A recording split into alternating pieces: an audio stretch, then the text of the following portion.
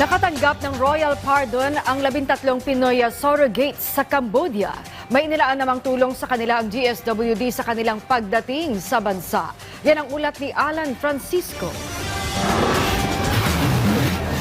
Dumating na sa bansa ang 13 Filipino surrogates na na-convict o nahatulan sa isang local court sa Cambodia matapos lumabag sa suppression of human trafficking. Kahapon lumapag sa Ninoy Aquino International Airport ang mga Pinay surrogate mothers mula Cambodia matapos gawaran ng royal pardon. Ayon sa Department of Foreign Affairs, nagpapasalamat ang gobyerno ng Pilipinas sa royal government ng Cambodia sa humanitarian treatment na iginawad sa mga Pinay mother. Ang kanilang ligtas sa pag-uwi sa bansa, ayon sa DFA, ay patunay ng matagal ng pagkakaibigan ng Pilipinas at Cambodia. Gayon din ang paninindigan ng dalawang pamahalaan upang labanan ang human trafficking at iba pang transnational crimes. Kasabay naman ito ang paalala ng DFA sa mga Pilipino na ang surrogacy ay banned o pinagbabawal sa Cambodia. Samantala, magbibigay naman ang Department of Social Welfare and Development ng pansamantalang tirahan sa mga naturang surrogate mothers. Inatasan ni DSWD Secretary Rex Gatchalian ang kanilang field office na magbigay ng kinakailangang tulong sa mga nanay na ito at mga sanggol sa ilalim ng kanilang recovery